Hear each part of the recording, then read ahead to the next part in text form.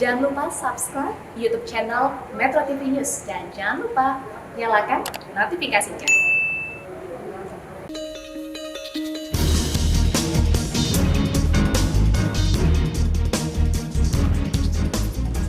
Terima kasih pemirsa, Anda masih bersama kami di Editorial Media Indonesia. Bang Usman, sebelum kita berbincang, Bang, kita coba dengarkan dulu bagaimana pandangan dari Komisi Kejaksaan. Kita sudah terhubung dengan Ketua Komisi Kejaksaan lewat saluran telepon, Barita Simanjuntak. Pak Barita, selamat pagi. Selamat pagi, Bang Leo Samosir. Selamat pagi, Bang Usman. Selamat pagi. Selamat pagi, Pak Barita.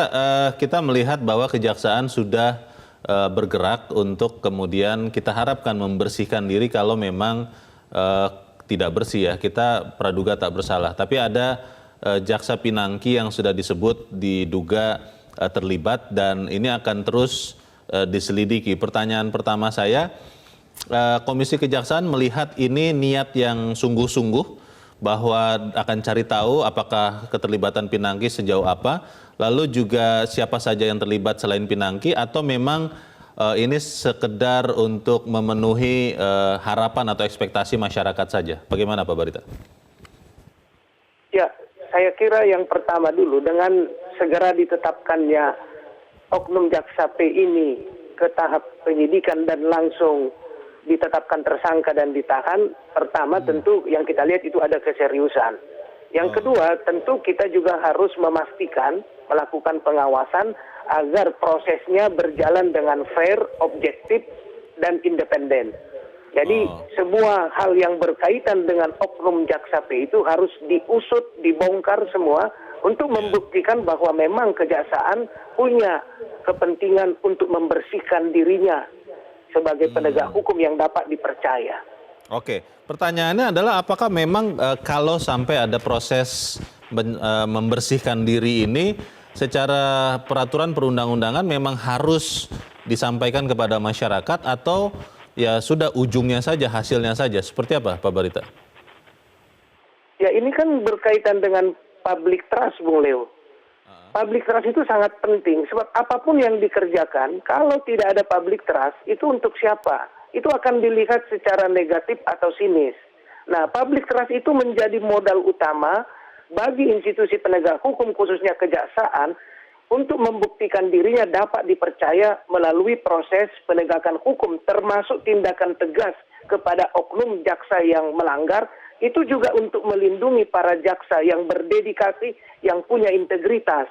Jadi berani keras kepada diri sendiri, berani jujur kepada diri sendiri, itu menjadi salah satu unsur penting dari public trust. Public trust ini tidak boleh terjun bebas, Bung Leo. Karena inilah modal utama agar lembaga ini dipercaya oleh publik sebagai penegak hukum yang kredibilitasnya tinggi.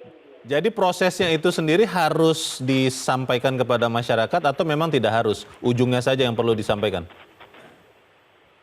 Saya kira dalam membangun public trust itu prosesnya harus diberitahukan, tentu dalam batasan yang diatur oleh peraturan perundang-undangan, apa hal yang boleh disampaikan, dan tentu juga hasilnya. Jadi dua itu sama pentingnya. Sebab kalau hasil tanpa proses, orang akan menduga-duga. Dalam situasi seperti sekarang, keterbukaan, sense of crisis, membuktikan bahwa kami berani terbuka, melibatkan independensi yang bisa melakukan itu dipercaya, itu sangat penting, Bung Leo. Kepolisian itu sudah akan mengundang KPK untuk masuk juga membantu mensupervisi proses penyidikan ini. Kejaksaan perlu melakukan itu atau cukup Kejaksaan Agung saja sendiri yang memeriksa dirinya sendiri, Pak Barita? Ya, kembali ke soal tadi, public trust kan. Sekarang kan oknum yang melanggar itu adalah oknum jaksa. Di Polri juga demikian. Nah, jadi kan apa yang dianggap oleh publik, kalau dia jaksa diperiksa oleh institusi, kan ada yang distrust yang tinggi. Oleh sebab itulah koordinasi, khususnya supervisi atau melibatkan lembaga yang kredibel, ya seperti KPK, itu akan membuktikan hasil yang dilakukan kemudian dalam proses ini dapat dipertanggungjawabkan. Itu untuk membuktikan bahwa kami terbuka untuk membangun public trust tadi. Sebab ini sangat emergensi sekarang, Bung Leo. Pertanyaan terakhir, Anda sebagai Ketua Komisi Kejaksaan, Pak Barita, melihat ini akan benar-benar bersih sebersih-bersihnya atau akan bersih yang terlokalisir di seorang oknum jaksa P ini? Ya, kita harapkan ini harus dilakukan pengawasan juga oleh media, oleh publik ya, agar prosesnya itu berjalan secara transparan, objektif, dan independen. Seperti juga ini bukan tidak ada dasarnya. Pedoman peranan jaksa internasional itu juga disebutkan apabila ada pelanggaran, maka itu harus melibatkan independen dan objektif. Independen maksudnya apa? Kredibilitasnya dapat dipercaya, lalu fair maksudnya apa? Dilakukan melalui proses yang adil. Nah, dua hal ini menjadi standar penting dalam penanganan kasus ini, sehingga semua yang terlibat dalam kasus ini diungkap dan membuktikan itu supaya dapat dipercaya masyarakat. Saya kira keterlibatan lembaga yang kredibilitasnya diakui di publik itu sangat diperlukan. Baik, kita tunggu sama-sama nanti kelanjutannya seperti apa. Ketua Komisi Kejaksaan Barita Simanjuntak, terima kasih sudah bergabung bersama kami. Selamat pagi, Pak Barita. Terima kasih, Bang Usman. Terima kasih. Ya. Itu pertanyaan masyarakat, Bang. Ketika melihat sejarah dari banyak lembaga penegak hukum, umumnya itu tidak sampai ke ujung, sampai masyarakat lupa. Betul. Dan umumnya itu hanya oknum yang sudah disebutkan saja, tidak lagi ke yang lain-lain. Ini bakal begitu nggak? Iya, potensi seperti itu tentu saja ada. Misalnya kalau dalam konteks Kejaksaan Agung, Jaksa Agung kan sempat bikin pedoman nomor 7 itu ya. Ya itu kan dekat sekali dengan penyidikan kasus Joko Chandra kan begitu. Kebetulan, Bang. Ya, banyak yang curiga. Ya. Media Indonesia kemarin menulis di beritanya ya curiga ada sesuatu di situ. Mengapa ketika sedang ramai kasus Joko Chandra, ya polisi sudah menjadikan beberapa orang tersangka begitu. Nah, Kejaksaan tiba-tiba membuat pedoman itu, tanggalnya kan 6 Agustus. Isinya apa sih? Ada yang mungkin tidak kalau mau memeriksa jaksa itu harus izin Jaksa Agung dulu begitu. Dari pihak lain maksudnya? Iya, dari pihak lain juga. Ya, dari pihak lain begitu kan. Nah, jadi padahal keputusan MK itu kan semua sama di muka hukum begitu. Tidak perlu izin artinya kan begitu, termasuk penegak hukum. Nah, dari situ sebetulnya kan kita juga bertanya-tanya sejauh mana keseriusan kejaksaan untuk mengusut orangnya sendiri yang diduga kuat. Waktu itu kan nama Pinangki sudah disebut-sebut. Ya, sebelum 6 Agustus itu juga kan sudah muncul namanya begitu kan. Nah, jadi ini meragukan, tetapi memang ini ada kabar baiknya, ternyata itu dicabut pedoman itu kan, dan kemudian dicabut, dan kemarin Pinangki jadi tersangka begitu kan, dan ditahan. Nah, ini ada harapan sebetulnya, ada harapan bahwa, dan kemudian Jaksa Agung kemarin bicara juga, kita akan mengusut juga yang lain katanya begitu. Pertanyaannya adalah apakah memang cukup sapu sendiri atau sapu harus dipinjam dari tempat lain? Kita bahas di bagian berikut, dan pemirsa tetap bersama kami. Editorial Media Indonesia segera kembali.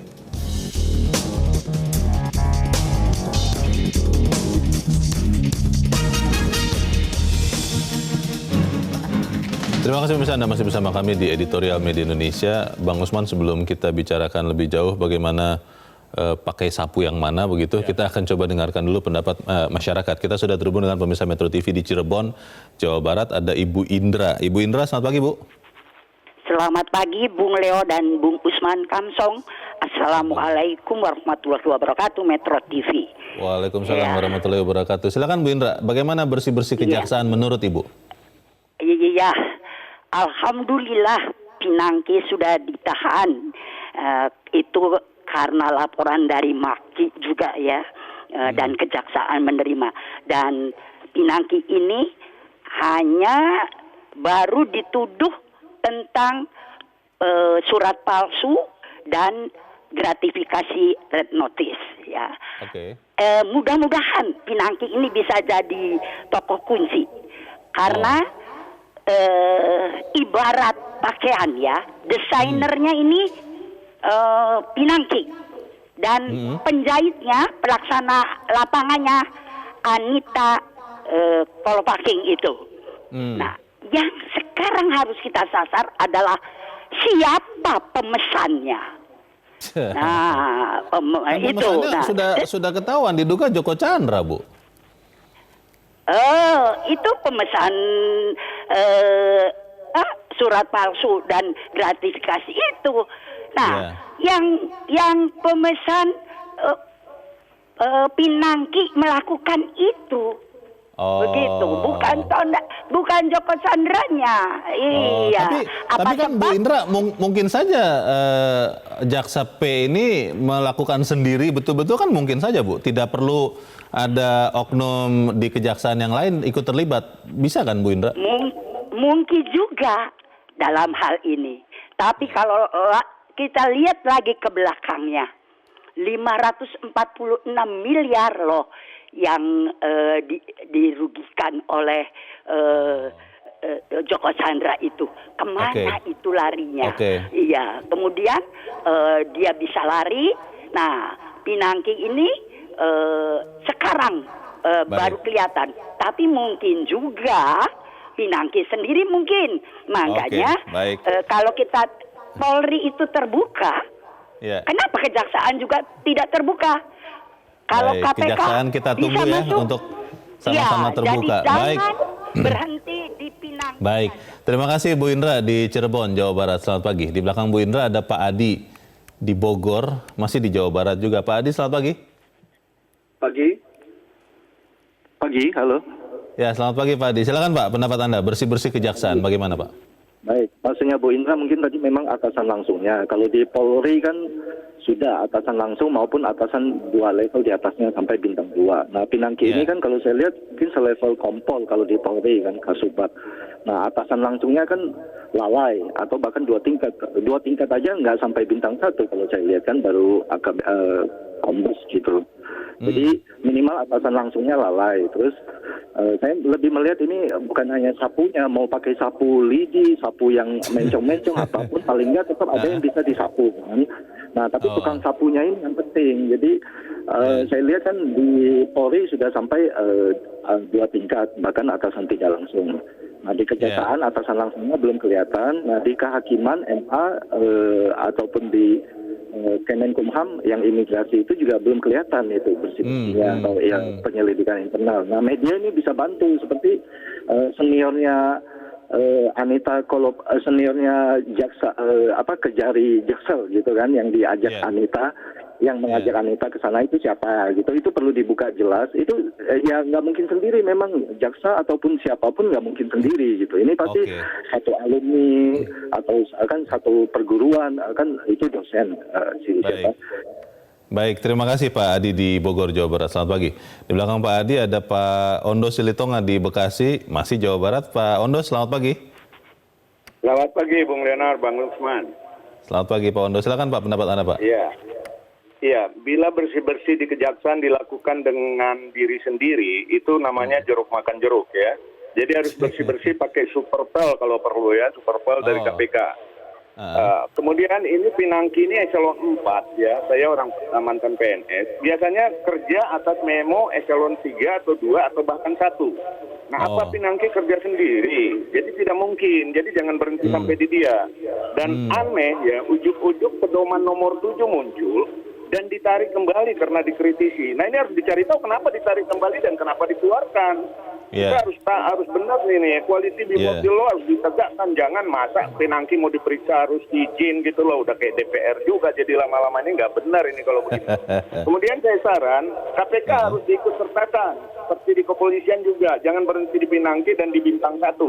Kalau penegak hukum bersalah harus dihukum berat. Terakhir, saya mohon supaya diusut dana yang $5.000 itu kalau betul ada. Mengalirnya kemana saja, mudah kok mengusutnya itu kalau memang mau. Diragukan kalau itu hanya berhenti di Pinangki. Begitu loh, Bung Leonard. Terima kasih. Baik, terima kasih Pak Ondo Silitonga di Bekasi, Jawa Barat. Selamat pagi Pak. Di belakang Pak Ondo ada Pak Edward di Curup, Bengkulu. Pak Edward, selamat pagi. Selamat pagi Bung Leonard, selamat pagi Bung Usman. Selamat pagi Pak, silakan Pak. Prestasi kejaksaan. Walaupun sempat membuat blunder Kejagungnya dengan memunculkan surat edaran nomor 7, Kejagung itu nggak sadar ada keputusan Presiden bahwa Menko itu bisa memveto bawahan-bawahan yang dikoordinasikannya. Itu mungkin nih. Nah, tapi seperti kata Pak Ondo, itu perlu diusut. Ada apa niat baik? Ini jangan menghilangkan trust rakyat. Tetapi kita harus ingat, kasus ini 2009 sudah berganti berapa Kejaksaan Agung, Kejagung, berapa ganti Kapolri, berapa ganti Menkumham, dan sudah berganti Presiden. Ini kasus ini agak berat. Ini dia berani masuk ke Indonesia, Joko Chandra ini, dia sudah yakin aman, sudah diatur segala-galanya dengan, nah siapa ini playmakernya ini? Kok bisa? Kalau Pinangki tadi eselon 4, nggak mungkin, Pak. Bukan decision maker. Nggak mungkin dia mungkin cuma jadi harus ada yang lain begitu, Pak? Pasti ada yang besar di belakang. Ini kan sudah diatur sedemikian rupa, bisa ke kejaksaan dengan aman, bisa ke kelurahan dengan aman, bisa ke imigrasi dengan aman. Ini sudah diatur. Cuma Tuhan berkehendak lain, itu aja. Tuhan masih sayang dengan bangsa Indonesia sehingga ini terbongkar. Nah, inilah momen yang terbaik bagi Jaksa Agung. Jaksa Agung ingat bahwa reshuffle tidak akan lama. Kalau memang tidak benar, saya yakin ini Presiden sudah lihat-lihat ini. Oh, ini nggak punya integritas ini gitu. Baik, terima kasih Pak Edward di Curug Bengkulu. Selamat pagi, Pak. Para pemirsa mengapresiasi, tapi berharap banyak ini dari proses bersih-bersih kejaksaan. Bagaimana, Bang? Iya, saya kira ada dua harapannya. Ya, nomor satu itu ya mereka mengatakan bahwa Jaksa Pinangki ini tidak bekerja sendiri, artinya tidak terlibat sendiri begitu. Dan memang Maki sendiri itu kan sudah mengatakan bahwa ada petinggi Kejaksaan Agung yang menghubungi Joko Chandra pada tanggal 29 Juni begitu. Nah, ini kan perlu diselidiki nih, siapa dia, dan pasti tahu, Nah, gitu ya. Yang kedua, para penelpon tadi menginginkan lembaga lain dilibatkan, dalam hal ini KPK. Kira-kira seperti itulah, dan saya kira sesuai dengan apa yang disampaikan di editorial.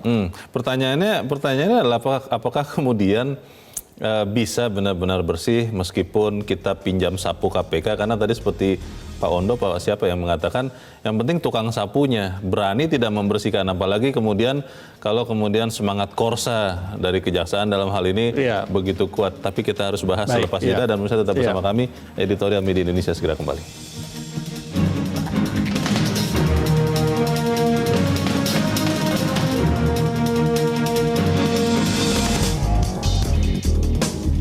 Terima kasih pemirsa, masih bersama kami. Kita di bagian akhir dari diskusi kita pagi ini. Bang Usman, memang dalam penyidikan ini asas praduga tak bersalah harus dikedepankan terus.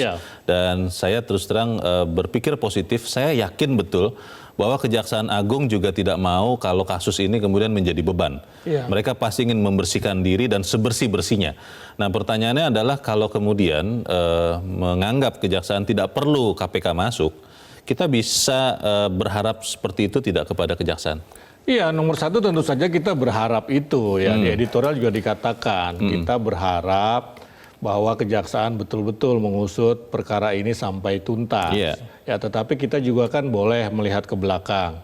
Ya, berbagai kasus yang tadi sudah Anda sampaikan di berbagai instansi penegak hukum itu banyak yang mentok, sampai di tingkat operator. Tadi sudah dikatakan oleh banyak penelpon kita bahwa Pinangki ini jangan-jangan cuma orang pemesan lah, kira-kira seperti itu ya.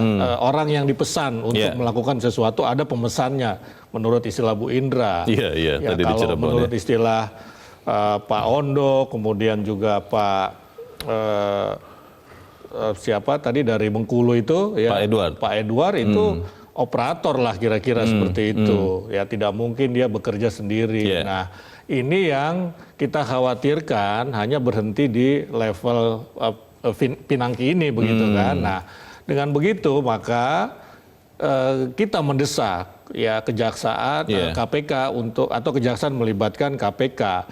Memang betul sapu itu juga kan tidak bisa bergerak kalau tidak ada yang menggerakkan kan itu hanya persoalan istilah saja begitu. Tukang sapu itu penting. Ya pasti yang menggerakkan sapu pertama-tama ya tukang sapu yang ada di tempat sapu itu kan begitu. Iya kan? Nah, sekarang kita ingin bahwa mau tukang sapunya maupun yang sapunya itu kalau bisa dari tempat dari KPK begitu ya, istilahnya sapu itu kan bendanya, proses penegakan hukumnya, ada penegak hukumnya kan begitu, dan dua ini kan harus bekerja sama kalau harus digunakan kan begitu, kalau tidak ya tidak bekerja juga. Pertanyaannya Bang, kalau misalnya kejaksaan mengikuti langkah Polri untuk melibatkan KPK ke dalam, apakah benar-benar KPK itu bisa leluasa untuk mencari tahu, membersihkan sebersih-bersihnya, karena konon kan ada yang namanya semangat Korps atau esprit de Korps itu. Iya, saya kira tidak seperti itu, karena paling tidak ada pembedaan korps tadi itu, yang satu korps kejaksaan, satu korps kepolisian, satu lagi korps KPK. Dan KPK kan kita lihat sudah banyak menangkap jaksa, menjadikan polisi tersangka, menjadikan pengacara tersangka, anggota DPR tersangka. Jadi KPK ini relatif ya, kita lebih percaya kepada KPK begitu. Berdasarkan rekam jejak sebelumnya. Sementara kalau di instansi di dalamnya ya justru semangat korps itu ada di dalam itu, begitu kan, yang kita khawatirkan, sehingga menutup-nutupi, tidak transparan, mengorbankan, katakanlah seperti itu. Ini kasus kan sudah lama ya, tadi salah satu pemirsa mengatakan ini kasus berat, Pak Edward mengatakan 2009. Ini kasus berat karena sudah lama, kemudian melibatkan banyak orang, melibatkan banyak pejabat atau oknum pejabat. Berarti kita bisa berharap tidak ini benar-benar dalam hal ini kejaksaan yang bisa bersih? Iya, saya kira dalam konteks ini mestinya bisa ya, mestinya bisa. Nah, salah satu sebetulnya sekali lagi kita sebetulnya kepingin percaya dengan Kejaksaan Agung begitu, tetapi keluarnya pedoman itu saja kita sudah mulai curiga kan, begitu ada pertanyaan besar ada pertanyaan besar. Kalaupun itu dibatalkan ya mungkin karena desakan publik juga kan begitu. Kemudian ditangkap. Nah, ini kan kita tetap mendorong lah transparansi, dan salah satu yang menjamin transparansi itu adalah dengan melibatkan KPK. Ini kan sudah kita sampaikan di editorial beberapa waktu lalu begitu. Betul. Kan? Kalau melihat kasus pelariannya saja memakan sekian puluh atau belasan tahun, Bang. Apakah kasus yang ini mencari tahu oknum-oknum yang membantu Joko Chandra ini kita bisa harapkan bisa dalam waktu yang singkat kita tahu, atau jangan-jangan ya biarlah waktu berlalu dan biarlah kita mulai lupa, ada kasus lain nanti di depan dan akhirnya ya sudah semuanya damai. Ya begini saja, ini prioritas dulu kasus yang sekarang ini. Kenapa Joko Chandra bisa masuk ke Indonesia secara leluasa kan begitu, itu dulu kan ini sudah kelihatan. Ada polisi, ada pengacara, ada jaksa kan begitu, itu dulu. Ya kalau yang lain-lain nanti bisa kita periksa dari Joko Chandranya.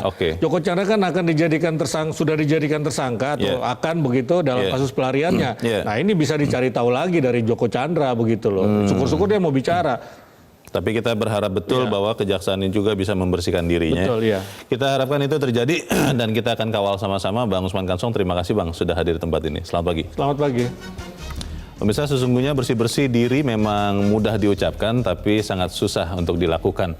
Tidak hanya butuh komitmen kuat, tapi juga konsistensi dan persistensi agar upaya bersih-bersih diri itu tidak malah berbelok menjadi ajang bela diri atau bahkan sekedar melindungi korupsi. Bersih-bersih tidak boleh tanggung. Kalau sapu sendiri tidak mampu, mengapa tidak pakai sapu lain yang lebih layak dan dikenal lebih bersih? Kejaksaan mestinya sudah tahu soal itu, masalahnya hanya ada pada kemauan dan kerelaan. Kita dukung kejaksaan untuk membersihkan dirinya. Saya Leonard Samosil, terima kasih Anda sudah menyaksikan. Selamat pagi.